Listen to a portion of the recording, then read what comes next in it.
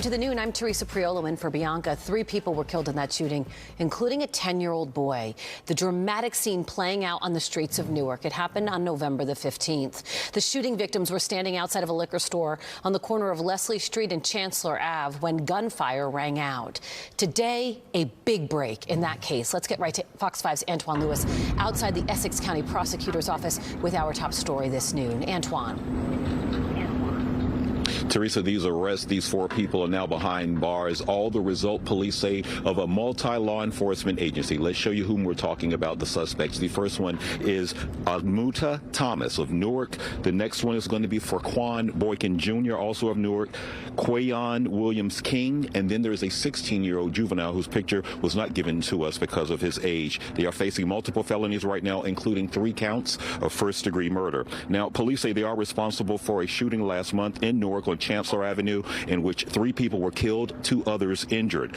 Let's show you surveillance video. This was on November 15th. Police say that 2 teenagers opened fire into a crowd and then took off, and what was later determined to be a stolen vehicle that was eventually set on fire, recovered sometime later by authorities. Today, officials addressing the role that gun violence played in this incident. Take a listen.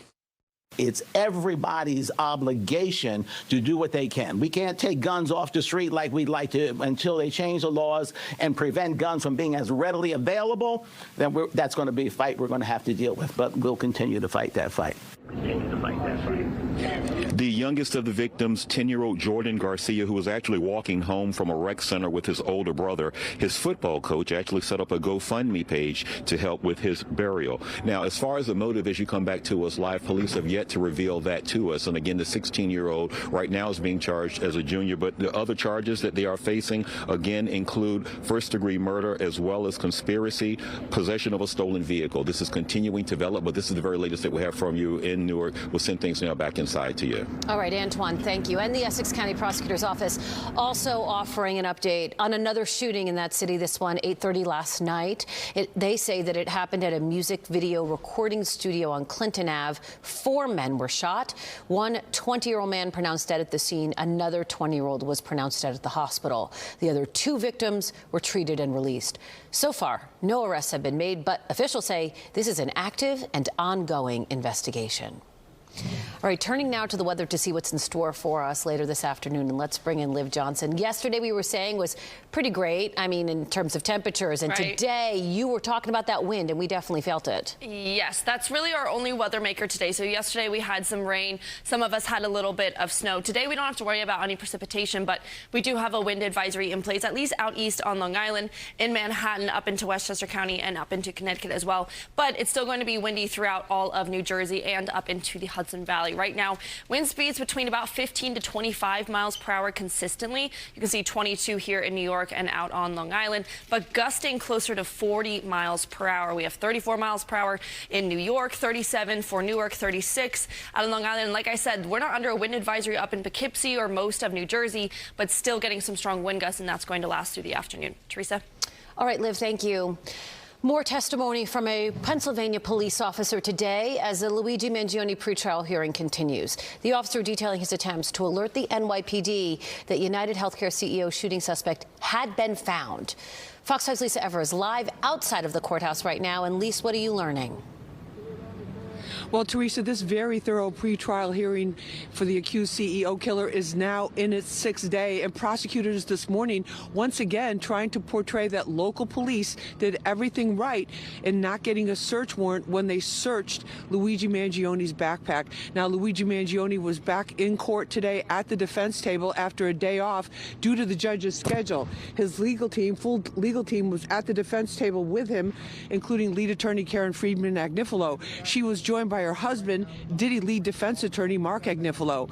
On the stand all morning was Lieutenant Hanley from the Altoona Police Department. He was the commanding officer during the controversial backpack search. He testified since it was a routine arrest for having a fake ID. Those were the Pennsylvania charges. His officers were allowed to conduct a search without one without one. Earlier this morning, the ADA showed his phone records on big screens in the courtroom, showing that he reached out repeatedly to local district attorneys and even called 911 in New York, trying to get a hold of NYPD detectives and alert them that the suspect wanted for allegedly shooting and killing United Healthcare CEO Brian Thompson was in their custody. Now, as usual, Mangione's defense team tried to challenge the ADA as much as is possible.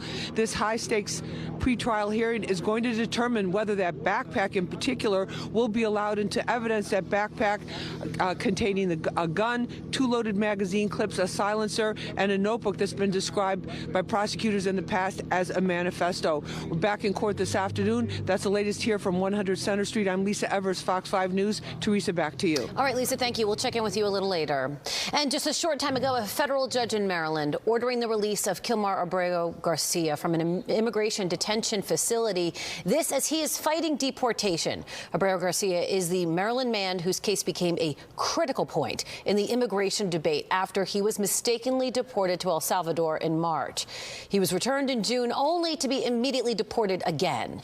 The judge saying today that the detention is unlawful and that his release should happen immediately. Since he can't be deported back to El Salvador, ICE has been seeking to deport Abreu Garcia to a series of African countries.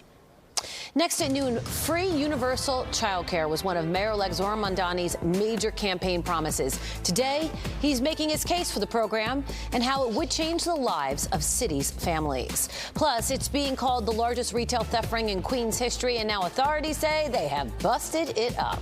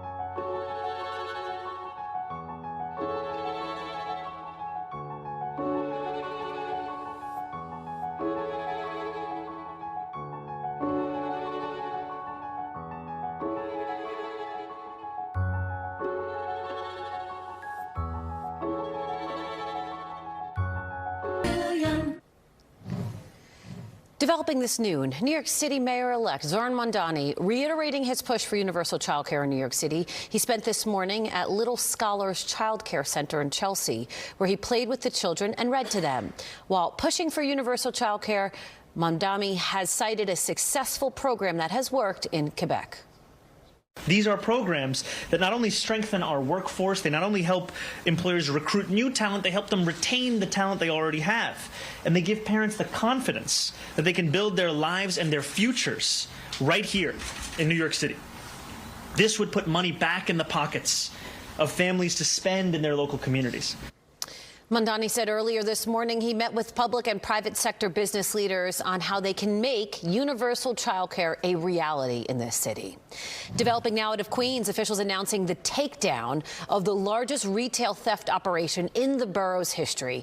Governor Hochul joining Queens DA Melinda Katz as she detailed the alleged plot. 13 defendants are accused of stealing more than $2 million in merchandise from 128 Home Depots in 9 states. Katz says the crews allegedly met up in Queens to hatch the plan, and then they transported the stolen products back to Queens, where they sold them for profit. She played videos showing exactly how this group operated. The first video is September 3rd, 2025. It's a Home Depot in New Rochelle. The defendant, Francisco Ayala Ariza, allegedly distracting the Home Depot employee, while defendant Atis Toro pushes the cart out the entrance only and prying open the doors because he couldn't get out. 11 out of the 13 suspects were arrested and arraigned yesterday. They face a range of 15 to 25 years behind bars if they're convicted. Next at noon, tensions escalating with Venezuela. That's after American forces seize a sanctioned oil tanker off the country's coast. We'll have the latest on this situation. Plus, Time magazine naming its Person of the Year. Details on who got the honor.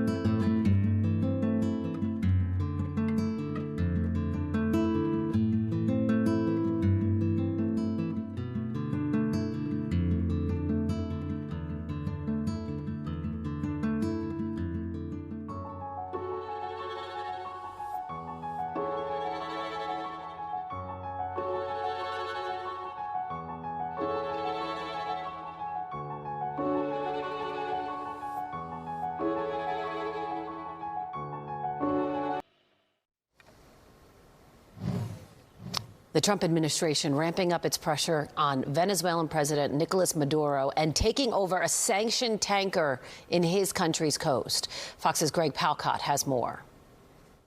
Well, we keep it, I guess. American forces seizing an oil tanker off Venezuela's coast, part of President Trump's anti-narco trafficking push. Video shows personnel rappelling from a helicopter onto the deck of a crude carrier named Skipper. The vessel was sanctioned by the U.S. government for transporting oil from Venezuela to Iran to help foreign terrorist organizations. Large tanker, very large.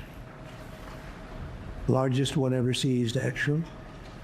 And other things are happening, so You'll be seeing that later. It's the latest push by the Trump administration to pressure leader Nicolas Maduro, who is facing narco-terrorism charges in the U.S. Venezuela's government calling the move an act of international piracy. They are thieves. They are accustomed to that. We are ready to carry on and take on everything, prolonged and active resistance.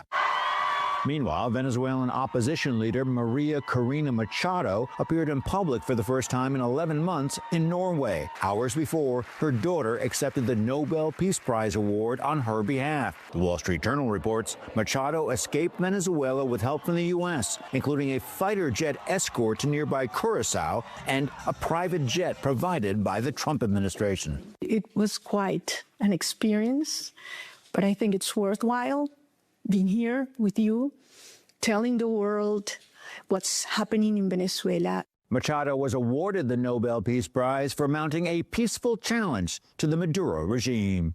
In London, Greg Concan, Fox News. Today marks 13 years since 20 first graders and 6 educators were killed in a shooting at Sandy Hook Elementary School in Newtown.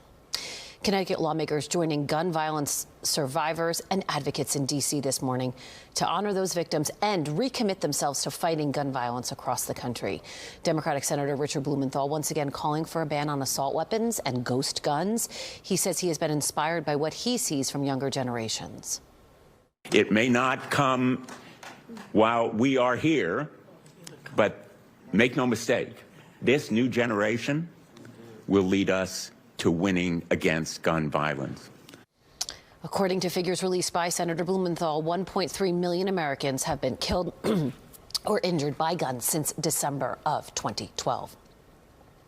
A court hearing in Utah expected today for the man charged with killing conservative activist Charlie Kirk. A judge expected to decide the degree of media access in Tyler Robinson's trial. Robinson's attorney has asked that cameras be banned from the courtroom because the media attention could interfere with their client's right to a fair trial. Kirk's widow has called for cameras in the courtroom. Robinson himself is expected to be there later today after previous court dates via audio or video feeds only. Also happening today, the Senate is expected to block 2 competing proposals in an effort to address rising health care premiums. These bills are intended to address the expiring COVID-era subsidies, which would impact millions of Americans who have the Affordable Care Act. They're facing higher insurance costs at the start of the new year. Some of those lower-income enrollees have been receiving health care with no premiums. The votes are set to happen back-to-back today. The president doesn't appear to be heading into the holiday season on a high note. A new AP NORC poll is indicating that a drop in his approval rating when it comes to the economy as well as immigration. Those are 2 issues that helped him get reelected. Only 31% of those polled approve of how he is handling the economy. That's down 40% from March.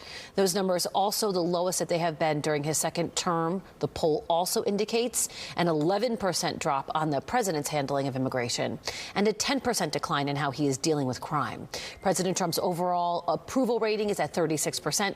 It was 42% in March.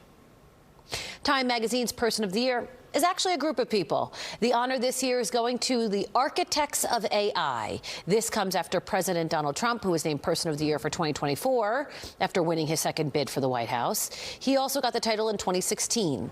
According to prediction markets, others in the running included Pope Leo, Israeli Prime Minister Benjamin Netanyahu, and Mayor-elect Zohar Mamdani. All right, turning now to the forecast to see what's in store for us later this afternoon. It has gotten colder and it has gotten windier, although it looks really pretty out there. Right? It looks really nice from inside with your heat on, nice and covered up. Right, just peeking outside. That's how we should experience the weather today. Yeah, it is nice compared to, you know, some of what we had yesterday, but we don't like to see these numbers. 24 hours ago, we were about 10 degrees warmer, and that was after getting way warmer than we were the day before. So we're back down to where we started this week. Yesterday was a nice little break. Right now, 33 degrees in New York. We have 35 out on Long Island. We're below freezing up in Poughkeepsie. It's just 30. Monticello's 23. Mid-30s mainly throughout New Jersey. And same thing up in Connecticut, low to mid-30s there. But of course, we have to factor in the wind chill because, as I mentioned at the beginning of the show, that's really our big weather maker today, are these strong wind gusts that we have going through the Tri-State. So it feels like 22 in New York. It feels like 19, just a little further further north in White Plains. Monticello feel like temperature is 11 degrees, low 20s throughout Long Island and Connecticut. So we do see some lake effect snow trying to be pushed down into our area. This has been a common theme so far this December, but it's not really making it towards us. We are going to at least have sunshine on our side today. I know you're seeing some things on the Futurecast that looks like we'll get some flurries, but this is nothing that is actually going to make it to the ground or likely anything that you see in general. Going to stay way up in the atmosphere. We have clear skies for today and tomorrow. The next chance of snow, and it's a pretty good chance, is going to be Saturday. Again, on your Futurecast, you're seeing this is Saturday morning, some snow a little further north of New York City. But for the most part, it's going to start really late Saturday, like 1 o'clock in the morning going into Sunday. The first half of Sunday is when we're expecting some snowfall throughout the Tri-State area, and we could see a couple inches. Lows tonight, 26 degrees in New York. We have 24 out in Long Island, but of course subtract about 10 degrees for what it's actually going to feel like. If you're up in Monticello, just a low of 12 degrees, 19 for Poughkeepsie. We have low 20s throughout Connecticut, a low of 29 if you're down the shore in New Jersey. Then tomorrow, it's a little warmer than today, but just 36 for New York, 33 up in the Hudson Valley. Monticello stays in the 20s with a high of 26 tomorrow, low 30s throughout Connecticut, mid 30s throughout Long Island. That's kind of what we stay at for the next 7 days. I mean, we sneak up to a high of 40 on Saturday, but then we have some snow Sunday morning and a high of 33. We start off next week really cool, just a high of 33 degrees and windy. Tuesday is going to be breezy and 36, but I guess we can look forward to Saturday when we get up to 40. Teresa? Yeah, I look forward to it. Liv, thank you. All right, coming up, a new study is taking a look at the effect social media is having on kids and what it says about their powers of concentration. We'll have that next at noon.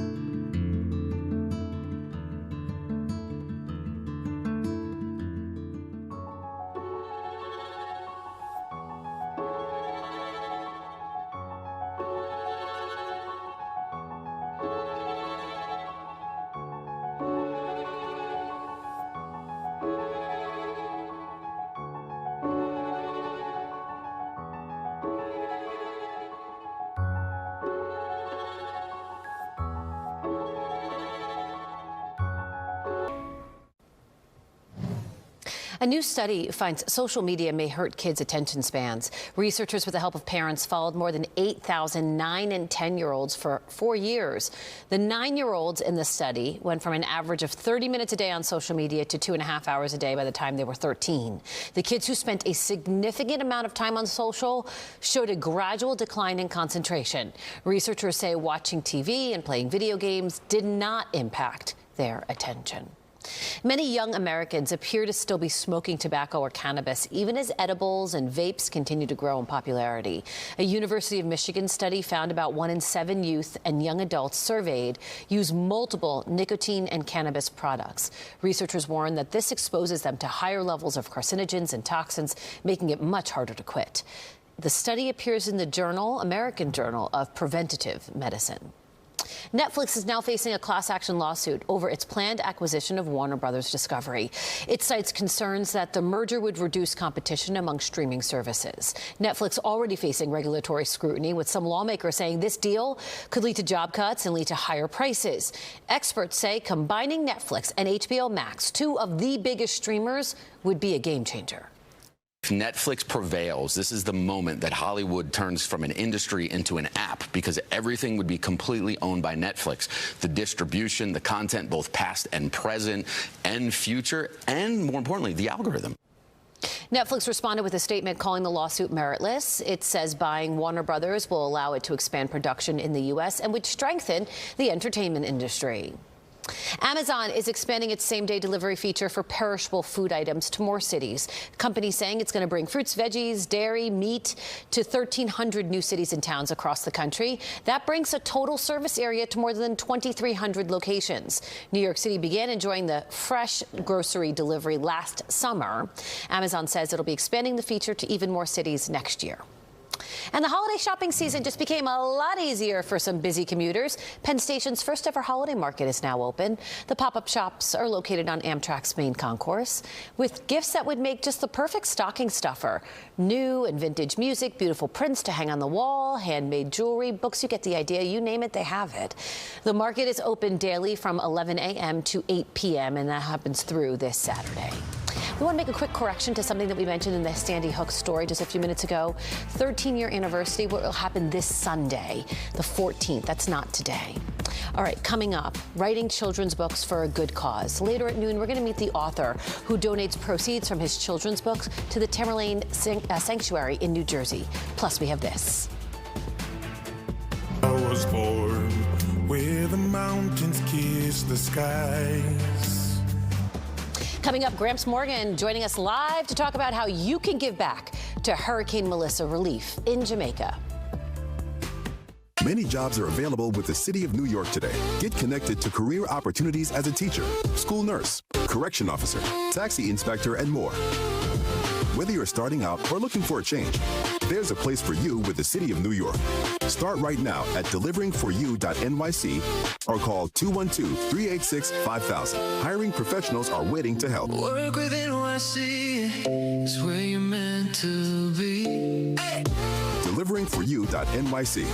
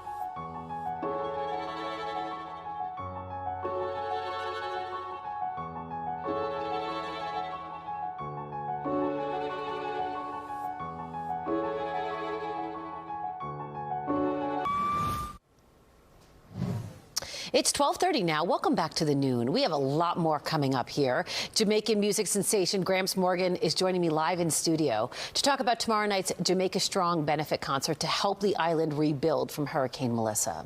Plus, author Barry Farber is here to show us his new kids' book and how it is helping a local animal sanctuary in New Jersey. But first, let's begin with the forecast and take a live look outside.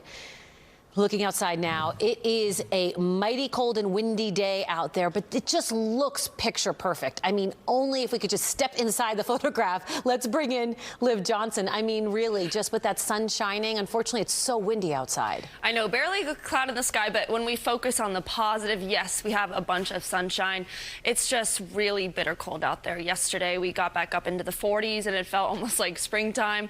But yeah, sunshine returns. Cooler air, though, also comes with that. Quite windy today, and then we have a weekend snow chance. Actually looks like our first kind of significant snow chance, at least here in New York City, out east on Long Island, and most of New Jersey than we have had so far this season. Right now, 33 degrees in New York, 36 down in Philadelphia. When we push further into the Midwest, this always gives us an idea of what we can expect usually coming our way, and they're not looking too good. They're in the 20s throughout Pennsylvania. We have 30 for Columbus, Ohio. We have 25 for Chicago. Now, we're not going to get that cold in the coming days, but then again, when we factor in the wind chill, it does feel like the 20s. So let's check with our wind speeds. Again, not much has changed since the start of the show. Still 15 to 25 miles per hour, gusting closer to 40 miles per hour. 32 if you're down the shore in New Jersey, 36 if you're out on Long Island. The strongest wind gust we see right now, Newark, New Jersey, 37 miles per hour. It's going to be windy for the rest of the day. Tomorrow, things get a little bit better. It's still going to be a bit breezy, but you can see, even by just watching the colors on this map, that the wind gusts at least slowed down a bit. And then Saturday is looking a little better as well, not as harsh out there. So we're kind of in limbo right now. You see low pressure all around to the north of us, and then obviously to the northwest of us. This area of low pressure is not going to do too much. It's going to swoop down and pass through the mid-Atlantic. This was maybe going to give us a slight chance of snow Friday night, but since then, it has moved further south, so we're not expecting anything Friday anymore. The earliest we're expecting would be Saturday. We are seeing some things that look like we could see something start Saturday morning, but for the most part, it's going to be really early Sunday. This at 5 o'clock in the morning. This system makes its way up from the south, and that's what's looking like we could see a couple of inches of snow, but still too early to tell in terms of totals. So 30s for the rest of the day, but clear skies. Tomorrow also going to be in the 30s and breezy. Saturday, some really late nighttime snow that takes us into the first half of Sunday. And then Monday for next week, we start off cold and windy. Our two favorite words of the week. Teresa? Yeah, we're getting used to that, cold and windy. All right, Liv, thank you. Well, the holidays are fast approaching, and they're getting ready at the largest evangelical church in New York City. Fox 5's Sharon Crowley is enjoying the sweetest sounds of their choir in this edition of Finding Faith.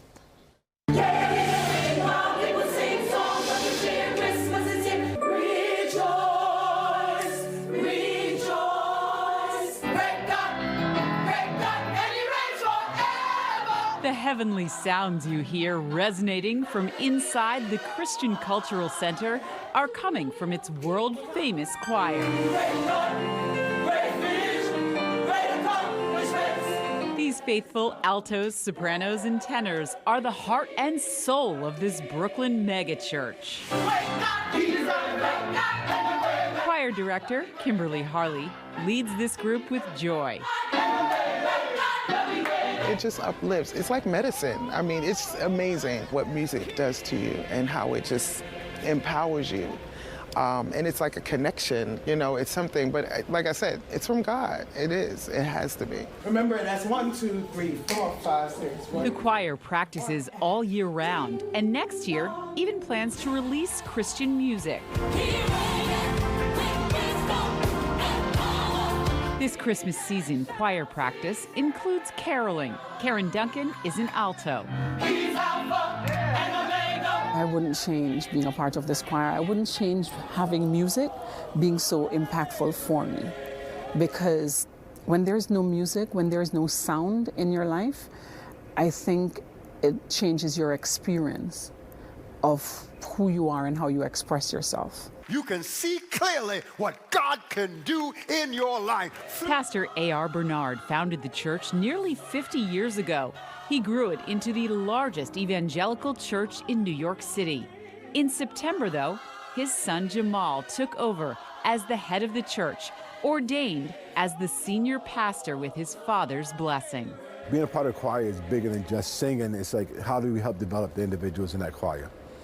The camaraderie and, yes, and the family, among the them. community. Yeah, it's just something different happens when they get together and start volunteering and singing together. It's amazing.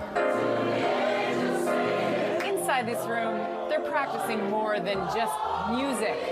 Some of these choir members have known each other for years. It's about friendship, fellowship, and deepening their faith. I can't imagine a church without a choir. Because without the choir, what do you have? I mean, the word is wonderful, but let's be lifted up. Let's praise Him. Let's praise God. That's what we're here for. Amen. Sharon Crowley, Fox 5 News. It was the strongest hurricane to ever hit Jamaica. Next at noon, we're going to talk about the benefit concert that's happening tomorrow night on Long Island and how you can give back. Plus, how you can catch a new Mariah Carey Christmas concert without ever paying a cent.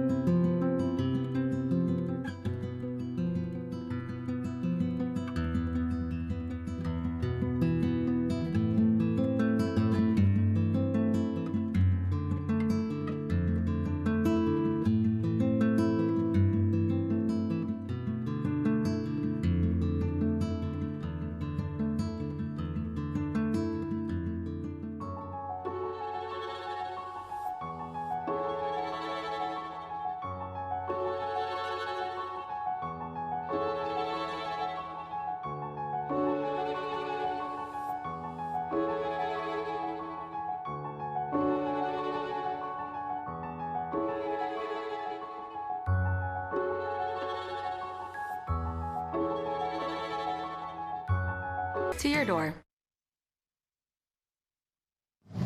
From the fields of cane to the cool hillside, Jamaica's in my soul and she's my pride.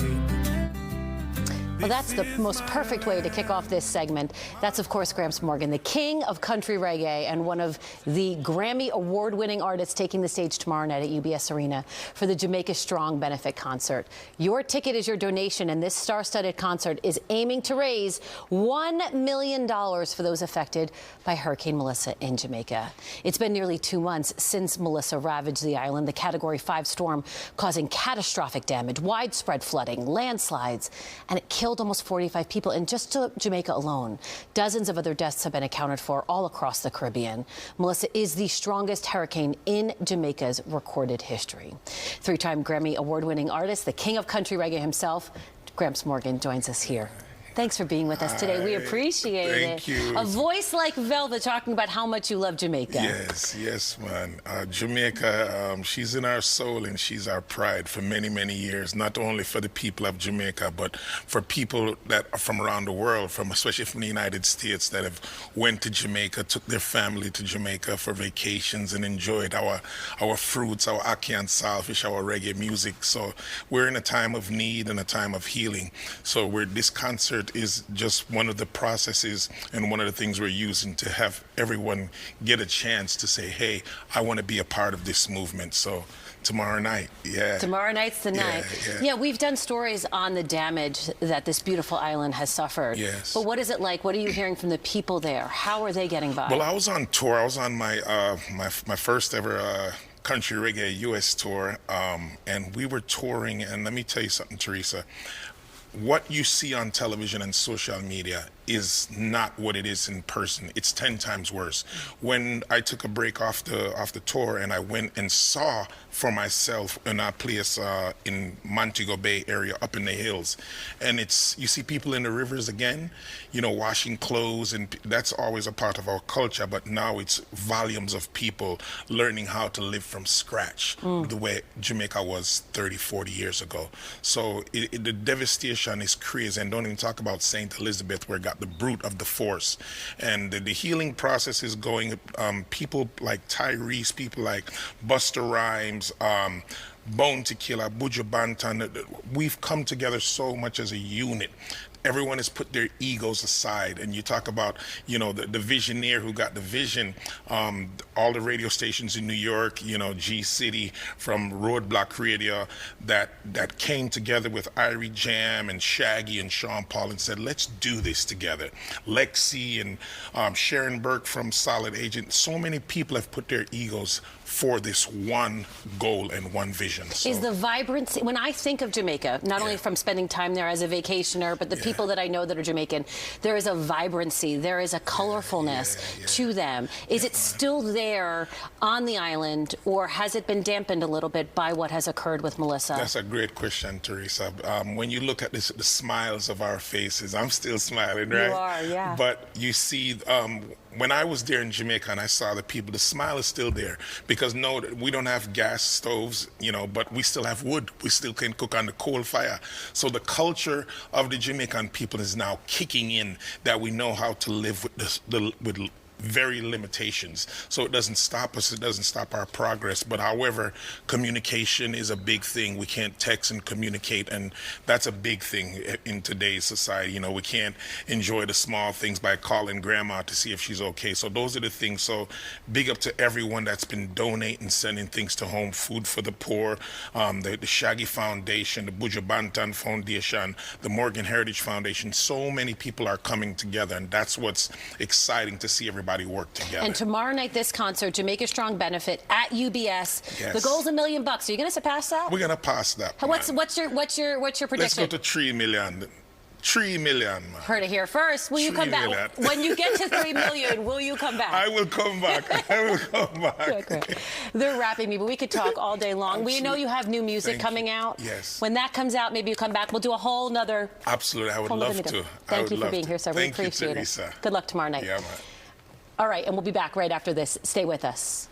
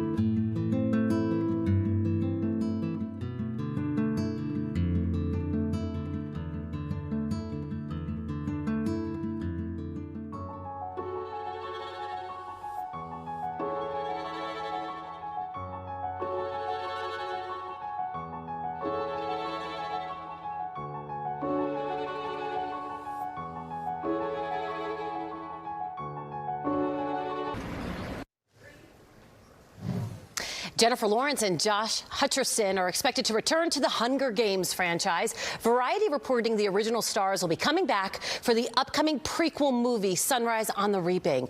No word what roles the two will have since the film takes place 24 years before the first entered the killing field.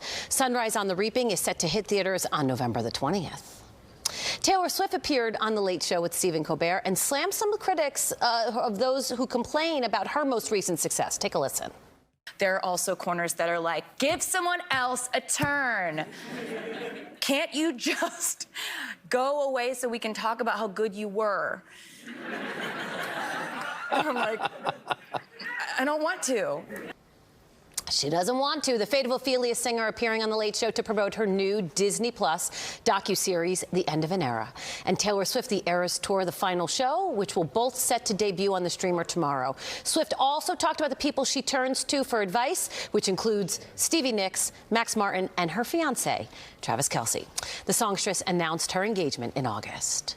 Well, you won't have to go to Las Vegas to check out Mariah Carey's Christmas special. Apple Music, TikTok, and Gamma will broadcast the iconic singer's final show of her Here for It All, the holiday special. The show takes place at Dolby Live at Park MGM this Saturday at 11 o'clock. You can tune in through TikTok Live or Apple Music. And if you miss the live stream, Apple Music subscribers can watch the show on demand after.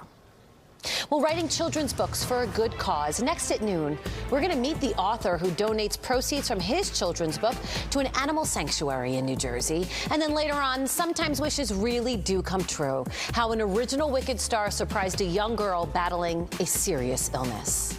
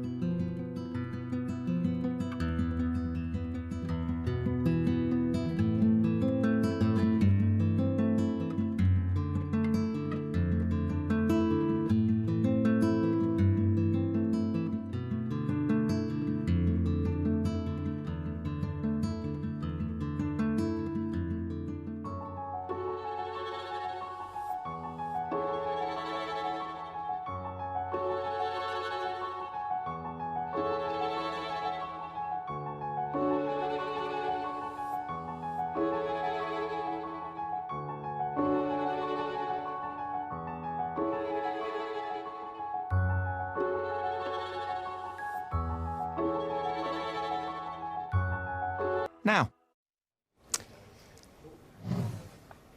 Right there, you're looking at Barry Farber. He's a dad from New Jersey who used to read to his kids when they were little. Well, now, after years of making up stories for his daughter convinced him to write a kid's book. The book, The Adventures of Little Billy in Search of the Magic Tree, teaches kids strong values while also giving back. Proceeds from the book go to the Tamerlane Animal Sanctuary, which is in New Jersey. And Barry joins us today on The Noon. Thank you for being with us. We actually just saw a quick picture of the Animal Sanctuary there. That's awesome. Thank you for having me, Let's Teresa. get into Little Billy. Yes, we will. Who is Little Billy? Well, Little Billy was a made-up character. When I was reading to my daughter, I'd make up the story, and one time she said, Dad, you always say finish what you start. Why don't you write the book? So I came out with it. The main goal is that little Billy has to find the magic tree, and the only way he does that is he learns, the secrets from the animals. Each animal teaches him a different secret. So I wanted things like service and determination, attitude, empathy, courage to be the 5 keys that parents can then, have fun and be an entertaining way to share that with their kids. Yeah, I was reading in the book. It's really such a sweet story, and the illustrations are also really great. I was reading in the book that Billy's told, help all the animals that you see, and you shall find the magic tree. That's the first secret. Give a smile, and you shall find the... Yeah. So why was it, though, important to focus on these specific traits? Because I wrote 14 books. I have an eclectic business. I represent athletes, entertainers, and invent things. So all the things I've learned of how to have a happy life, not just successful, but happy, I wanted to condense into this book so parents, grandparents can share that with their kids. And the kids, it's something I think we don't read enough to kids today. I mean, it's one thing for a tablet, but to have that bonding effect, the plasticity of a brain of a child from 1 to 5, they can learn 5 languages. And when you're reading and having the voice and the connection there and the colors and questioning them, what do you think little Billy should do? It gets the kids involved and makes a big difference. And yeah, I mean, I'm a mom of 3 kids, and one of the things that I really liked when I was reading it is, Billy is told, be careful of the ants, like be careful of the smallest animal that you're going to find in the forest, not just the big one like a wolf or a bear, but pay attention to the little things along the way. They could be helpful to you too. Right. Yep. Absolutely. And the whole thing with the Tamerlane Animal Sanctuary, I bumped into on the way to a camp I used to go every summer, and the owners there, Peter and Gabby. Peter, he came up with the idea of just helping all these animals, and he said it's the greatest feeling in the world and the worst financial decision I ever made. So I cracked up, but the funny thing is my main mission now is I'm on cloud 9, is to have little Billy as the ambassador to be able to raise money and give back. A portion goes from every book sale to the sanctuary, and they're amazing. They have 250 animals on 326 acres, something like that, on a historic farm in from 1774, and they're so passionate about giving back, and I just felt it would be a nice way to take it from a fictional part into reality and have little Billy Are some of the animals that you have in the book also found at the sanctuary? Is there any crossover? No. Okay. Well, oh wait. I don't know if they have any turtles or bears. They have a lot of goats and cows and pigs and Fantastic. So if people wanted to buy this book and if they want to support the sanctuary, how do they go about doing that? Well, they can go to barryfarber.com. Right at the top. They can donate, or they can just buy the book there. If they put in Little Billy, one word, lowercase, get free shipping, or they can go to stpetersburgpress.com. But barryfarber.com right at the top, and we'll be able to get And it a good one for all ages. You can read it to a 3-year-old, you could read it to a 10-year-old. From 1 to 95, I say. 1 to 95. Barry, thanks for being with us today. We do appreciate it. Good luck with the book. Thank you so much. All right, and that is Barry Farber, author of the children's book, The Little Adventures of Little Billy in Search of the Magic Tree. We'll be back right after this. Stay with us.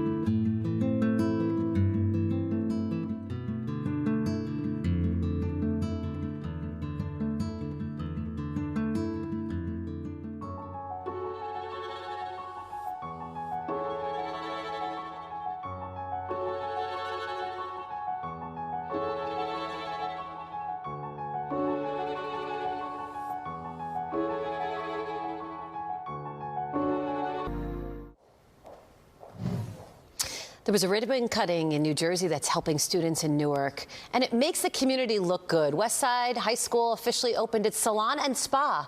It provides the school's cosmetology students an opportunity to learn more about hair and nail care services, as well as facials. The new salon also helps get them required hours toward their state cosmetology permit. The cosmetology program at Westside has been around for a few years and now has 100 students enrolled. I need to go. Liv, I don't know about you, but I need to go check in with them and see if I can get a quick spruce up. Seriously, I would love to know better skincare, makeup, all Nails, the things. the whole thing. Good for them. Yeah, we need that. All right, we also need some warmth, but that's not going to happen. It's going to be cold and windy for the rest of the day. At least we have plenty of sunshine, but highs are going to tap out in the low 30s. We will be dry for the next couple of days. Tomorrow morning when you wake up, it is a cold start to the morning, of course. We just have temperatures in the 20s, feeling like the teens.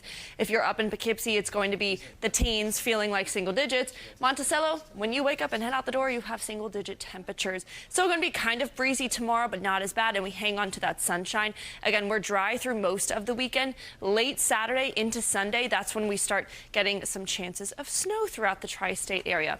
So 30s today and tomorrow. For your Friday is going to be 36 and breezy. Nighttime snow Saturday into Sunday, but really it's just early morning Sundays when it starts. It lasts for the first half of the day. We start next week in the 30s. It's windy for the start of it. We see a couple 40s in the 7-day. That's something, right, Teresa? We'll take it. We'll take what we can get. Liv, thanks. All right, so that's our show. But before we go, here's one last thing to leave you with. Nothing beats getting a wish granted by Glinda the Good. A Wicked superfan's dream came true this week when she was surprised with an encounter from Kristen Chenoweth, who, of course, played Glinda in the original Broadway show back in 2003. 9-year-old Rooney suffers from an inflammatory disorder. She was in New York with her family to see the musical. The visit was, of course, arranged by the good folks at Make-A-Wish Foundation. Is that not just fantastic? Oh, I wonder if she sang for her, too. We'll see you tomorrow. 25 words or less is next. And if you want more news, tune into the Fox Local app. We are streaming right now. Have a great day, everybody. See you back here tomorrow.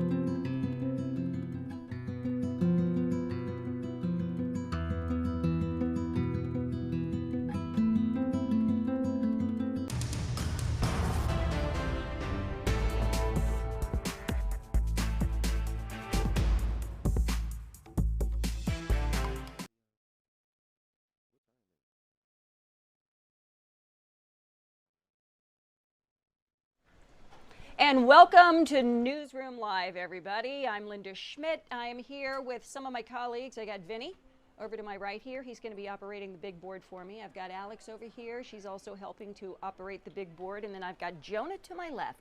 So we've got a great team working for you today as you're watching us on the Fox 5 local app, as well as the Fox 5 New York YouTube channel. Okay, now you can come to me. Hi, everybody. I'm Linda Schmidt.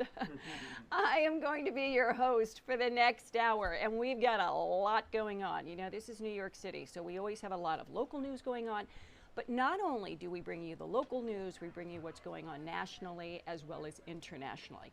Right now, though, I'm going to turn my attention to Newark, New Jersey, which is just across the river from New York City. And Vin, let's go ahead and move in on that shot there for Antoine's live shot. My colleague, Antoine Lewis, is currently with his cameraman. He is in Newark, New Jersey. He's about to go live for us there. There you see the camera pushing in on Antoine. And Antoine, I understand that you're covering a case today. This happened back in November. There was an awful shooting. 3 people were killed, including a precious little boy. And now today, authorities announcing the arrest of several people. Bring us up to speed on this one.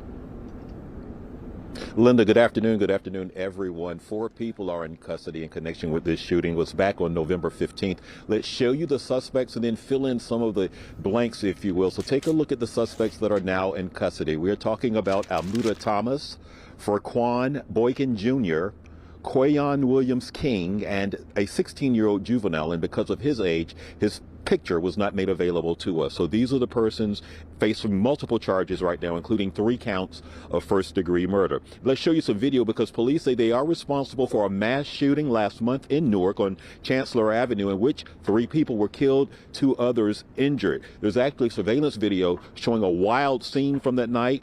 Police say 2 teenagers opened fire into a crowd and then took off in what was later determined to be a stolen vehicle that was then set on fire. Today, the prosecutors, some other officials, the mayor was here, all addressing this issue, but specifically, one of the points they wanted to touch on really hard was just addressing gun violence on the streets of Newark. Take a listen to this.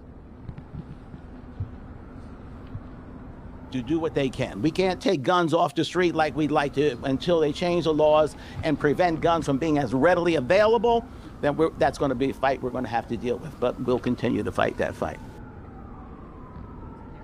Now, the youngest victim in this shooting, Linda, you recall this, was 10-year-old Jordan Garcia. Jordan Garcia and his older brother were actually walking from the rec center when this shooting happened that Saturday night just after 7 o'clock or so, from what authorities are telling us, and they were caught in the crossfire. A little bit more about the stolen vehicle. Now, what we learned today is that apparently about 2 or 3 weeks before, somewhere around 22 days in that area, 20 to 22 days, authorities say that a vehicle was stolen somewhere in Essex County, and that was the vehicle that they believe the suspects who left the scene took off in. That vehicle was later abandoned and set on fire. That was also part of the information that detectives used to connect the dots that led to the arrest of the 4 individuals today. So again, they're facing 3 counts of first-degree murder as well as aggravated assault, conspiracy, and possession of stolen property. Linda, this will continue to develop, but this is the very latest from Newark at this hour. We'll send it back inside to you.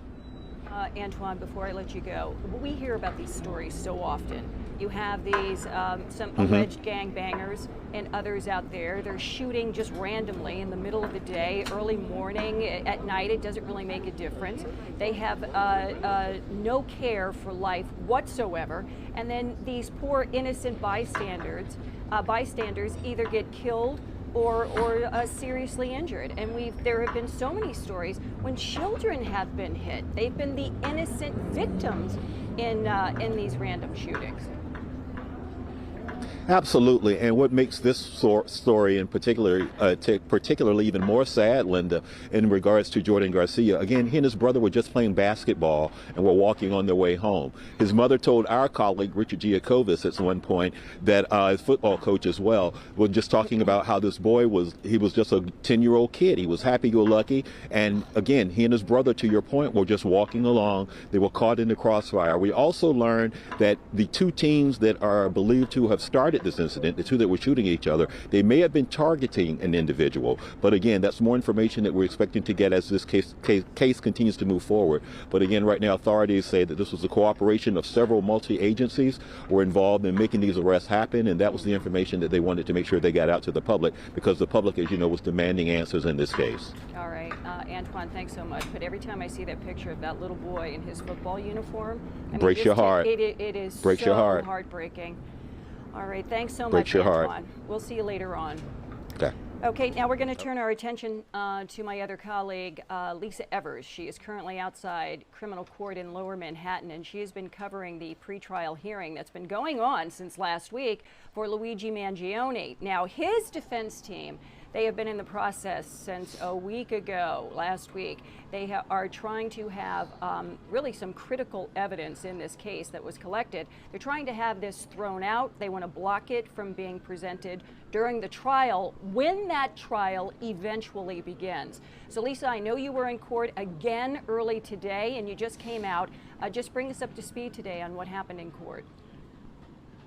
Well, Linda, first of all, this is day 6 of this pretrial hearing. It's a very high-stakes affair because what is decided here, according to the legal attorneys or the legal defense... You hear me okay? Linda, do you hear me okay? I hear you okay, Lisa. I'm sorry. Go ahead. Okay. All right. So the today's day 6 of this pretrial hearing. It's very high stakes. The importance of it cannot be overstated because what's decided here will determine what happens in that trial and how much of an advantage or disadvantage both sides have, both the prosecutors and the defense. At stake, and what we heard about yet again today, but from a totally different angle, is that search of his backpack in that Altoona McDonald's on December 9th, 2024. This is when the Pennsylvania police detained him in the McDonald's. Their arrest was initially over a fake ID. They're claiming in court, and we heard more evidence, more testimony this morning from the commander, this Lieutenant William Hanley from Altoona Police Department. They believe they had the right to search the backpack because they were arresting him on this charge of having a fake ID. But however, they knew that this was Luigi Mangione. They knew he was the suspect in the murder of United Healthcare CEO Brian Thompson. So the whole issue of the backpack's critical because what's in the backpack, what they found was a gun, a silencer, 2 loaded magazine clips. One of those clips was full of hollow point bullets, which are also called dum-dum bullets or cop killer bullets. There was also this notebook that contained what prosecutors previously described as a manifesto, talking about it. We also saw in court earlier this week, there was a map that he had drawn of different cities that it's not clear if he was going for specific people in those cities or why he was, but it was a hand drawn like on a piece of copy paper with the different cities and kind of a route or whatever. So it's not clear what the importance is of that, but the prosecutors really want that evidence in where they say it basically details this assassination attempt on, or assassination, excuse me, of Brian Thompson. So it's I'm sure after the lunch break this afternoon, his defense team will have a go at it. His defense team, his lead defense attorney is Karen Friedman Agnifilo. She's the wife of Mark Agnifilo. If that name sounds familiar, that's because was the lead attorney in the Diddy trial. He was here in court today. He hasn't been here every single day, but he was here at the table today. Luigi Mangione paying attention as he has. But Linda, one of the crazy things was they had for this Lieutenant Hanley, he was describing to the court and to the ADA who was questioning him the calls that he was making as he's driving, because he's in Altoona, Pennsylvania. It's the morning they nab Mangione in the McDonald's. He's driving to the McDonald's, and then they put up one screen after another of all these phone calls. It had to be well over a half a dozen phone calls. He's calling the local DA a couple of times. He's calling other people in the district attorney's office a couple of times to let them know and give them a heads up. It's like, listen, we're pretty sure this guy we have in the McDonald's is the guy that, the entire country, everywhere in the United States they're looking for. So then one number comes up on the screen, and it's 646-6110 is the first 6 numbers of it. And I'm going, wait a minute, that's the NYPD headquarters main exchange. And he's actually calling from long distance, I don't know how he got it, but he went, he's calling that number, this main number which goes into the 911 dispatch. And he's trying to explain to the 911 operator, listen, this is who I am. this is where I'm from. She's like, Altoona, what is that? It's like she's trying to figure out what it was, but then she realized, no, to her credit, she realized it was very important. She said, hold on a second, let me put you through to the supervisor, we'll get you through to the detectives right away. So there's a lot of that, but it's still, there's no way around this whole issue. It's going to be real interesting if the judge says, yes, the backpack stays in, which will be a victory for the prosecutors, or if, make it tougher for the defense. And if he says, no, the backpack is out, a lot of people that I talked to about this case, both the attorneys as well as law enforcement people on background, is that they have a lot of other evidence that they can use against Mangione to convince a jury that he's guilty. But the backpack is so critical because, as you know, Linda, it puts the whole thing together, everything there. You got the gun that Commissioner Tisch said early on last year matches the ballistics that were found at the shooting of Brian Thompson. You've got that manifesto. You've got the loaded magazines, which were, incidentally, they testified, were wrapped in white men's wet underwear. So it's just, there's a lot right there. But that's the latest. It's going to continue on this afternoon, and it's probably going to continue into next week. This is unprecedented for a pretrial hearing to go this long. The judge has said to them, listen, he's kind of tried to tamp down this back and forth, the hostility that's already brewing between the defense and the prosecutors, saying, listen, this is not the trial. You have plenty of time to object, plenty of time to raise certain issues during the trial. But that's the latest here from criminal court. Linda, back to you. Hey, Lise, do we still have any idea how many more people are going to be called? Because last week we were talking about, you guys were hearing anywhere between 20 to 28 people would be called to testify. We have any clear picture of that today? No, but no, not really. But if we go by that original number, which was well over 20, we're not even at the halfway mark yet, because because the way that it's been going down this week is there may be somebody. Some of the days there's been somebody that comes on for a very short period of time at the beginning. Then the prosecutor calls their witness. The witness is there during the early part of the day, and then after the lunch, the defense has their chance to question the witness. So that's basically, you're having like no more than 2 people a day for this week, every day. So the wheels of justice do move very slowly, and a lot of times when, as you know, Lisa, because we've covered these pretrial hearings and trials throughout all of our careers, but somebody could end up being on the stand for 2 or 3 days, just one person, going back between the defense and the prosecution. That's happened too. Yeah, and then the other thing too, because that's already happened. Yeah, we've talked about this a lot too. The evidence that was in the backpack, the gun, the ghost gun, and the manifesto, in addition to other evidence. Now, a lot of the attorneys that you've been talking to and that we've also been talking to are saying, look, that's critical evidence, of course, because it ties everything together. However, there have been many people who have been convicted at trial without a weapon being part of the evidence. And there's so much other evidence here that you have just talked about that it lays out a timeline for Luigi Mangione and exactly what happened here. And there's all sorts of surveillance video of him from not only the youth hostel that he stayed at, but also him hopping on that e-bike and heading uptown to get on the bus to go to Pennsylvania, and the bus tickets, and just so many other pieces of evidence that many lawyers are saying could absolutely convict him.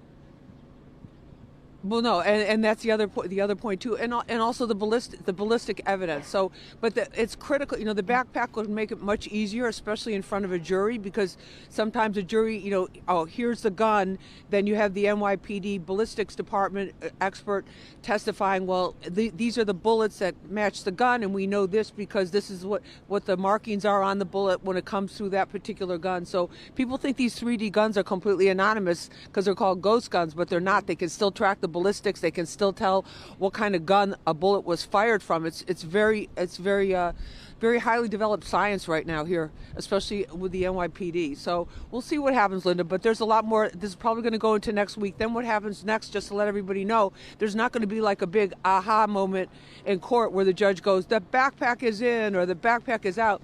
He's most likely, what we're hearing now is we'll do a written order about what can go in, what can go out, and then that would be expected in early January after the holidays. So that's what we're looking at down here, Linda. Back to you. Okay, Lise, thanks so much. Great job. I know you got to get back into court, so I'll let you go. Thanks again. Okay, another big story making news today. This is a national story. Conservative activist Charlie Kirk, if you remember, he was gunned down and murdered. This is the event that he was at, and this is the person that is charged with his murder. Charlie Kirk, conservative activist. He was at Utah Valley University campus in Utah. That was back in September 10th, when he was gunned down. Authorities say by this man right here. He is 22 years old, and his name is Tyler Robinson. He has been charged with the murder. This is the scene from when it happened. He is expected to be in court today. There is going to be a proceeding in court today. Now, Robinson's attorneys have asked that cameras, media TV cameras, be banned in the courtroom because they say the media attention could interfere with their client's right to a fair trial. In the meantime, Charlie Kirk's widow has called for cameras to be allowed in the courtroom. She wants those cameras in the courtroom. Robinson himself is expected to be in the courtroom today after previous court dates in which he appeared either via audio or video feeds only, but he is supposed to be in court today. Again, that is Tyler Robinson, 22-year-old man who is charged with gunning down Charlie Kirk while he was on the campus of Utah Valley University. That was back in September. So we will be bringing you up to speed on what's going on with that court case going on today. Right now, we're going to take a quick break, and when we come back, we've got much more. So stay with us.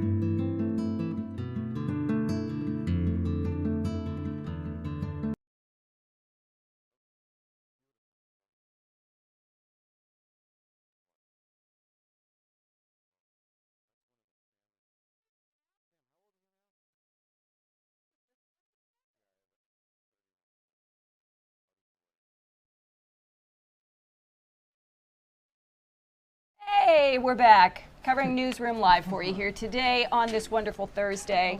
And Vin, you can go ahead and come to me. I'm Linda Schmidt, your host today, and I have a wonderful guest with me right now. His name is Barry Farber. Barry is from Livingston, New Jersey, and we just discovered that I'm from New Jersey as well, so not far from where you live. Very close neighbors. Yeah. And so, Barry, you were in today, and you were on Fox 5 News. That's and awesome. People, of course, watch that on the Fox local app, as well as our possibly right now YouTube channel. But you have written this book, and it's called Little Billy. There we go. Little Billy, In Search of the Magic Tree. So talk to me about this, because you and I were just talking, and you were saying that you used to make up stories when you would read to your kids. You wouldn't just read out of a book, but you would make up stuff, and your daughter came to you and said, hey, Dad, write a book. Right. My kids loved when I would just do the voices. I would do voices of the characters, and then eventually I wrote 14 books, but they're business and inspirational. Okay. And my daughter goes to me, Dad, you always say, finish everything you start. How come you haven't written this children's book? So after over 30 rejections, by the way, and now we get hundreds of testimonials. Really? Oh, yeah. It motivates me. I think people don't understand if you have something of value. The 5 secrets were condensed from those 5 books and my experiences on what makes somebody happy, what is important about success and living a good life. So I wanted those 5 secrets condensed into this story so that parents and grandparents can share it with their kids. So how many times were you rejected? Over 30. Over 30 times. Yes. Persevere. Never give up, no matter what, right? Don't take no for an answer. Good for you. And that's Sherman the Turtle's message in there. Never give up on a dream that could be, and you can find the magic tree. So all the animals give secrets to little Billy to find the magic tree, and whether it's on service, on attitude, courage, empathy, and determination. So you have like some major messages here for children and adults as well, by Absolutely. the way. International timeless messages. If anybody says to me, I don't think my kids want to hear anything about service, empathy, attitude, determination, courage, those are key things that I wanted to make sure can be done at an early age so these kids have some kind of message to live with. The book is beautiful. Yeah, the illustrator, Glenn Schofield, is very talented. Did a fantastic job. You know, I have to tell you, I was involved with the National Reading Program while I was working here at Fox 5, and this was I did it for 2 years, and it was a school, an elementary school up in East Harlem, and I would go up there once a week, and the first year I did it, I believe it was 1st and 3rd graders, and then the next year I did it, it was 2nd and 4th graders, and they got so excited because, as you know, kids love to be read to. And with what you're saying there, where you would take on the voices of the different characters, you became very animated. And children really enjoy that. You really pull them in with that. I'm animated when I read as well. And it was such a fantastic experience. Feeling, right? Yeah, and the kids love it. Right. You know, I was interviewing a bunch of brain surgeons at Cornell, and Albert Einstein talked about, I had my daughter when she was 1 year old. He goes, you should be reading to her every night. At 2 months old, 1 month old, they pick up sounds, vowels. It's a bonding effect. The plasticity of a brain of a child at that age can learn 5 languages by the age of 5. It's all these connections, millions. Isn't that amazing? Unbelievable. And forget about an iPad. That's fine. You have to sit with them and say, by the way, what do you think little Billy should do now? And get them interacting in it, and the kids go nuts. I've gotten hundreds of testimonials now that reinforce the feeling that it just is a great feeling to be rejected so many times, and then to know that you're impacting kids and parents that way. It makes a difference. Of course. Yeah. I mean, you're really making a big difference in the lives of children, and you're helping with the development of their brains. Right, right. You know, that must be so rewarding for you. The biggest reward right now is that little Billy is the ambassador to the Tamerlane Animal Sanctuary in New Jersey, and literally, the proceeds from every book sale go to the sanctuary. They're amazing. The husband and wife there are so passionate, Peter and Gabby, about animals, and now little Billy can come out of a fictional story, and he's actually in reality helping these animals because he told me a story. He says, he goes, Barry, my wife came home. She had a chicken, she had a rooster, a dog. I go, what do you do with all these animals? We have to have space for them. So they opened. They have 336 acres on a historic farm in New Jersey, and to see their passion and to have now little Billy, sweet. It's a great feeling. I'm walking on cloud 9 with that. That's very sweet. So now, where can people get the book? So they can go to barryfarber.com. Okay. And it's right at the head there, or they can go to stpetersburgpress.com. Either place they go, if they put in Little Billy and one word Little Billy, lowercase, free shipping with a code, and yes. And do you know how much of the money goes to the sanctuary? Yes, $1 of every book goes to the sanctuary. That's a lot. Yeah, well, we actually are doing it direct that to make it more philanthropic. But also, Little Billy on the other side is raising thousands of dollars himself just to promote that. And again, that's the Tamerlane Animal Sanctuary. Yes. Okay, in Jersey. Where in Jersey?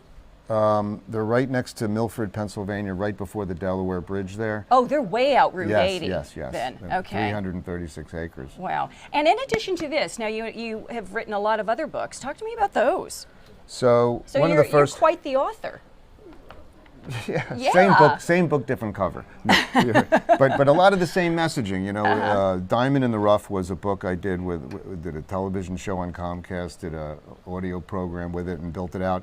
But it was all about interviews with brain surgeons, athletes, entertainers, inventors, to talk about what is their essence of success. So we talked a lot about what these messages are, about attitude, resiliency, courage. You know, don't be afraid to fail. The worst that can happen is you learn something to make a more intelligent action the next time. And determination, never giving up. We have this animated, so once they get the book, you can go on YouTube, search The Adventures of Little Billy in Search of the Magic Tree, and you'll see the animation. We have some locals too. We have Otis Anderson, the MVP of the Giants. He's the voice of Sherman the Turtle. Oh my gosh, that's great. We have Bobby Collins, the greatest comedian. He's been around forever. He's the voice of Bosco the Bear. I do Rupert the Toad and the Bully Frog, a little bit of that. But we also have the amazing Kreskin, who's not with us anymore, but he's the voice of the Magic Tree. So. Oh my gosh, that's awesome. Well, thank you so much for coming in. Well, thank you for having me. But before you go, though, I appreciate it, Linda. I want to talk with you real quick because we were talking just before he came on. Again, you're from Livingston, New Jersey. Were you born and raised there? Maplewood, New Jersey. Maplewood, New Jersey. Okay, and then moved to Livingston when? In the middle of 10th grade, my parents wanted to just do an experiment, see how it would do if I just moved in the middle of 10th grade. Oh, same thing happened to me after freshman year of high school. We lived in Texas, and then my father was in the military, so we moved to Jersey. So I'm from Denville, New Jersey, and it turns out that I went to Morris Mills High School, so we played you guys in football. You know? I bet you beat us. No, not all the time. No, Livingston was good. Yes, you guys were good back then. I remember. You know? Are they good now? Or you don't really follow anymore? Not really. Yeah. Is that bad? It's just honest. I don't know. No, I'm glad you're being honest. Too many years. Sure, I follow. Your kids are not in school anymore. You no, don't they're care. gone. You moved on. They're in. Yep. They're older now. All right. In fact, one of your sons is right over here. You want to come over? Come on over here, Sam. Come on over here, Sam. Sam's 27. This is my youngest, and hop on in here, Sam. We got to here. get you in the shot. Sammy helped me with the animation, which is on YouTube. He's an audio genius. Works for Amazon. He's my hero. Good for you. The kids become my heroes now. They're my mentors. That's awesome. So, what do you do with your dad on these things? Are you like his publicist, or what? A lot of tech help for him. So audio. Can you come and help me? Sure. I need a lot of tech help. So you do? Do you travel with your dad and do this kind of stuff? Sometimes, yeah. He'll bring me on some trips, and I'll tag along. Okay. QVC was one. Yeah. You guys were on QVC? He was, and I tagged along. With this book? No. We went on with a folding pen that I invented. Oh my! How long ago was that? Was that maybe 15 years ago? So how did it work? Did you sell a lot of folding pens? We sold out. You sold out? Yeah. And are they still making them? If you go to barryfarber.com, you could see the high-end one. We have Mr. Wonderful demonstrating it. We have who's the guy that you like? Kenan Thompson. Yeah, Kenan Thompson. Oh my is demonstrating gosh. it. Yes. Wow, you got a lot of stuff going on, Barry. Trying to work it. Yeah. Good for you guys. That's awesome. He's my, without my kids now, I'd be in trouble. I'm telling you that. My son Jordan, Hallie, Sam, they help me with, and my wife, Yeah, that's fantastic. Got to throw her in. Okay. Yeah, absolutely. Look, she's playing a major role. She put up with a lot of stuff. Yeah. Wife and mom. Hey, well, listen, thank you guys so much for coming in. I really appreciate it. I appreciate you having me. Of course. And best of luck with the book. It looks beautiful. Yes. And you're raising money for a great cause. Yeah. Yes. So, and happy holidays, guys. Yes, you too. Thank you very much, Linda. Pleasure. All right. We're going to take a quick break here, and we'll be right back. Thank you guys so much for coming on.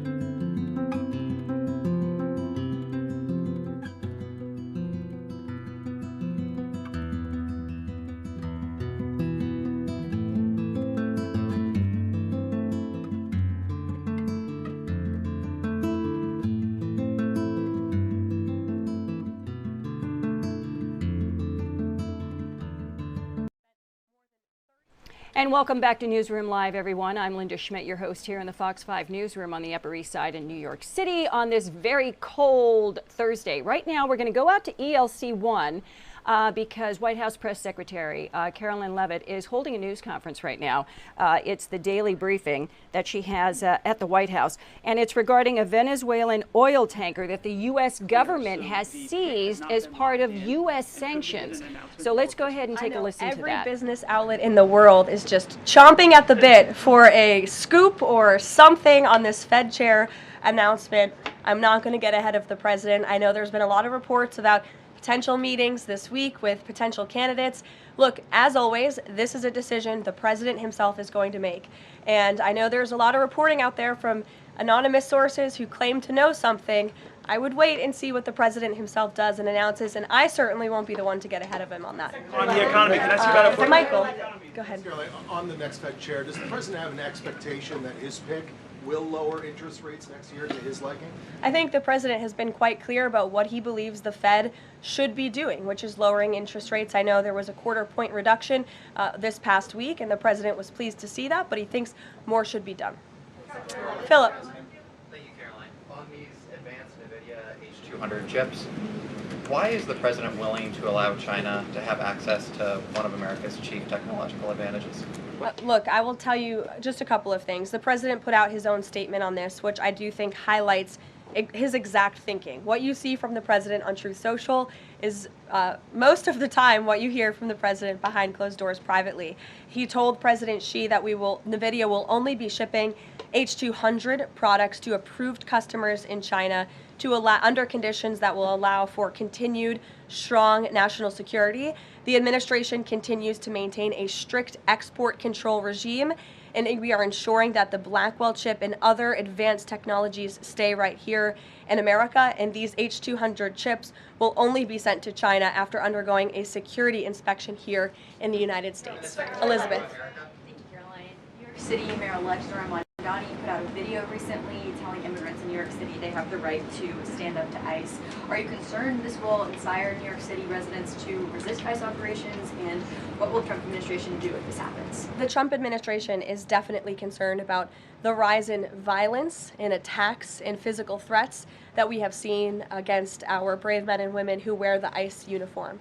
Again, these are agents who are just simply doing their jobs. They are enforcing our nation's immigration laws, and we've seen more than a 1,000% increase in violent attacks on them and their families. They've been doxxed, they've been harassed, many of them have been physically assaulted and attacked. So we condemn that wholeheartedly. I know the administration has done a lot to protect our ICE agents, and the president stands firmly behind them in conducting these enforcement operations. And there's a lot of talk from Democrat politicians in New York, but the Trump administration will continue to do our jobs in every state, and that's to remove illegal aliens and public safety threats from American communities. Sure. Thank you. I'll go to the gentleman who's very eager, and then to you. Thank you so much. Obviously, Jasmine Crockett, who the president has openly criticized, just entered Texas' Senate race. I asked Mike Johnson, who said that Texas largely supports the president. Crockett, on the other hand, says that Trump is an example of extremism. She says that her support is a referendum on Trump. I'm curious to get your thoughts on this. And has Trump made any statements since she's announced her candidacy? Not to my knowledge, as you know, from the White House podium. As a government employee, I'm not privy to comment on future elections, but I do think the president has made his thoughts on Ms. Crockett quite clear, and I do believe he thinks she is wholly unqualified for the office that she is seeking. Joey. Yeah, thanks, Caroline. A federal judge today ordered the immediate release of Kilmar Abrego Garcia from ICE detention. Does the White House have a response to that, and does the administration plan to appeal that decision? Absolutely. The White House, the administration, opposed this activism from a judge who is really acting as a judicial activist, which we've unfortunately seen in many cases across the country. Abrego Garcia is present in our country illegally. He is a proven human trafficker. He is a proven gang member. The administration has evidence of that. And as you saw from the Department of Homeland Security, they issued a statement saying they'll continue to fight this legal battle in court. Caitlin. Two questions. I have one on Venezuela to follow up, but first on affordability, since we were talking about the economy at the beginning. If the economy is as strong as the president has said it is, then why is he telling parents 2 weeks before Christmas that they should only buy 2 or 3 dolls for their children? Look, what the president is saying is that if we want products made right here in America, if we want them to be made from American small businesses, which is a large part of the reason the president has effectively implemented tariffs, then we're going to have better quality products right here in the United States. Maybe you'll pay $1 or $2 more, but you will get better quality and you'll be supporting your fellow Americans by buying American, and that's what the president was saying. Again, with respect to affordability, every economic metric, Caitlin, and I wish you would report more on it, does in fact show that the economy is getting better and brighter than where it was under the previous administration. I will repeat, inflation as measured by the overall CPI has slowed to an average 2.5% pace. Real wages are increasing, roughly $1,200 for the average worker. Gas prices are down in almost every single state across the country. Again, in 22 states, it's below $275. You look at the tax cuts, those are going to go into effect next year. So the best is yet to come. The president is digging our country out of the economic hole that the previous administration put us in, and that's what he's talking about. It was a year ago, as you know, and grocery prices have been up. So we've covered the economy, but there's mixed signals in terms of what that looks like. But on inflation is down from where it was. As measured by the overall CPI, it has slowed to an average 2.5% pace. This is down from what the president inherited. The president inherited 2.9% in January. Today it's at about 2.5%. So we're trending in the right direction with more to come. And I would remind you, when President Trump left office in his first term, inflation was 1.7%. And the previous administration jacked it up to a record high 9%. So again, in 10 months, the president has clawed us out of this hole. He's kept it low at 2.5%, and we believe that number is going to continue to decline, especially as energy and oil prices continue to decline as well. All right, we're going to listen to Biden right now. That's White House Press Secretary Caroline Leavitt holding her what is usually a daily briefing for the media there at the White House.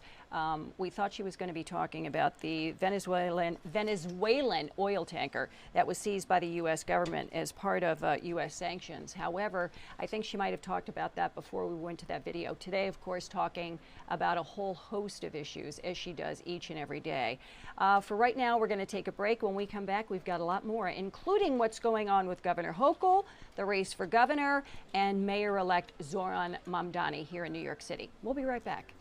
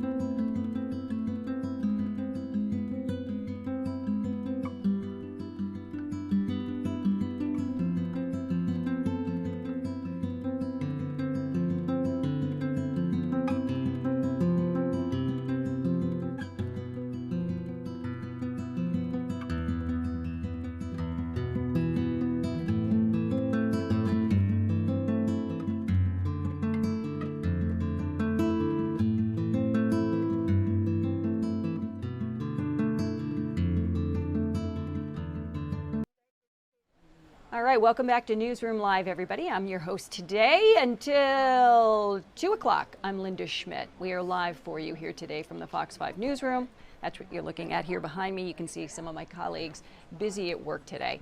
And you can also watch us not just on the Fox 5 local app, but also on the Fox 5 YouTube channel. Not just for this hour. This is 24/7, folks. You can watch us all the time because we are bringing you the very latest in local, national, and international news. Right now, we're going to stick to local and state politics. I'm going to bring in our expert here at Fox 5, our political reporter, Morgan Mackay, and who works very hard each and every day on what's going on in politics. So I'm really happy that you were around today to be able to do this. Anytime for you, Linda. So now let's talk about Governor Hochul, because she held an event today, and I know that she was probably asked about this. Bruce Blakeman, the Nassau County executive, he tossed his hat into the ring. He just won re-election in November, and now he's running for governor, and he is going to be challenging the other Republican candidate who is running, Congresswoman Elise Stefanik. So this is going to be very interesting for the next year. So bring us up to speed. What was the governor asked about today? What was her response? So it's particularly interesting as well because both Congresswoman Elise Stefanik and Nassau County Executive Bruce Blakeman, they have a close relationship with President Donald Trump. And yesterday, he was asked again about Blakeman jumping into the race, and he called them both fantastic friends, both Stefanik and Blakeman, saying they're both great people, and he hates choosing. And so he's not sure yet if he's going to weigh in on the race. But he did sort of weigh in earlier this year to sort of nudge Congressman Mike Lawler out of the race, urging him to stay in his seat because it is a swing district, and saying that he is maybe better suited to stay there because he has such a strong standing as it is in that district. They don't want to see it flip blue. But seeing this now play out between Blakeman, Stefanik, and Trump now saying that they're both great people, he said that he hopes that they figure it out at the GOP convention, which is in February, and so they can avoid a primary, and so Republicans can focus all of their energy on Governor Hochul. But Governor Hochul today responding to Blakeman jumping into the race, really, I think for the first time, at least here in New York City publicly, and she said that Blakeman is, and Stefanik, because they're so close with President Trump, that this just plays against them. She said that it hurts both of their chances because of how close they are with the president, saying that she doesn't believe that candidates who are close with the president, are so Republican, have a good chance of winning in a state like New York. So she was sort of brushing it off today. Okay, now you have Blakeman in Nassau County, very popular, and he's been a part of New York politics for a long time. Congresswoman Stefanik, also very popular in her district. But their name recognition statewide is not quite there yet. Yeah. So to have them going head to head with one another and ripping each other apart, you know, in a primary, how would that actually benefit the Republicans? Exactly, and I think that is a big concern here. Stefanik still has a ways to go when it comes to name recognition, but so does Nassau County Executive Bruce Blakeman. He's not as well known, especially when it comes to upstate New York. And Stefanik, she's not as well known when it comes to New York City. I think the latest poll showed like 30% of New Yorkers don't really have an opinion of her, don't really know too much about her. So she has a long ways to go. And she's not doing a lot of media either right now. She's done one local TV interview since announcing her bid more than a month ago. You and I talked about this yesterday. Yes. You told me this. Yes. I was really surprised by this. How is this benefiting her? Why would she be laying low when Bruce Blakeman is out there making the announcement and he's doing interview after interview after interview after interview? What's the talk about that? Yeah, and on the day she launched, he actually did, I think, at least 6 TV interviews, if not more, and that was just TV. So I'm not exactly sure why they're holding off right now. Maybe they plan to launch more in the new year. She is meeting a lot right now with local leaders, and that's one thing her campaign will point to, is that she already does have a lot of support from county leaders across the state, and she is really well known within Republican circles, groups, because of her close relationship with the president and her work in Congress for so long.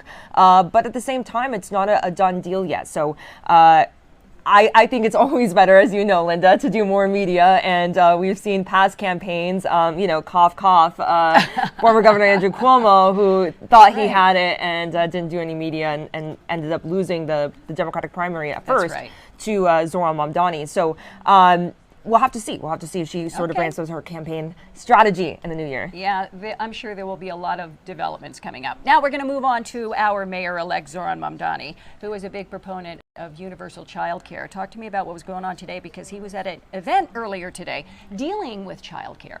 So he wants to launch a universal child care program with the help of Governor Kathy Hochul, I might add.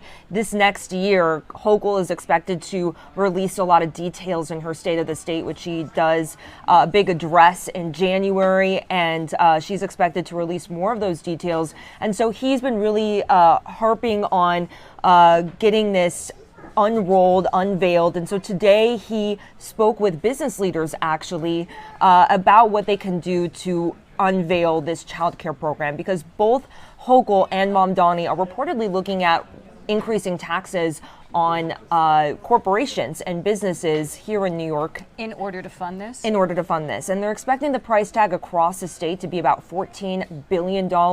And according to some experts, that's a low estimate. So it's also unclear where they're going to find, for example, all of the childcare educators to do something like this, all of the facilities to do something like this. There's a lot of, I feel like, factors that haven't been addressed yet in this plan, but Mamdani trying to get that ball rolling before he even takes office, meeting with business leaders, trying to explain to them that, according to him, he says having universal childcare, having free childcare will help people get back to work faster, will help people stay at work longer if they know that they have this free childcare, and that it would help business productivity. And you know, the governor had said, I think it was well over a month ago, where she had said, look, I want to try and make this happen, the child care, at least for some parts of New York. And she was pointing to New York because she wanted to be able to do something that would be able to help Zoran Mamdani. And that's something that she's on board with. But she also said she was not going to be able to do it statewide, that we just don't have the money. Yes, it's really hard right now to look at the budget, because there might be a budget deficit going into the new year, but it all depends on certain items being done up in Washington, D.C., certain federal funding cuts if they go through to healthcare, for example. It's going to be a completely different fiscal picture for the state next year. But many corporations, business leaders are saying that they want to just be part of the conversation. They're saying, don't raise taxes on us without having us, bringing us into the conversation, because right now, Mamdani likes to say that New York City's corporate tax is not as high as New Jersey's corporate tax. That didn't go over well at all. But that's not looking exactly, and that's not looking at the New York City businesses are also paying a MTA surcharge, and as well as a city and state business tax on top of the corporate tax that they're already paying. So while it is less than New Jersey with those other taxes added on, it actually goes higher than New Jersey's. So if they were to raise that corporate tax, it would definitely could potentially hurt some businesses, is what some business leaders are saying. All right, we're going to have to wait and see how this one plays out. Morgan Mackay, thank you very much. I'm so glad you were around. No, thank you.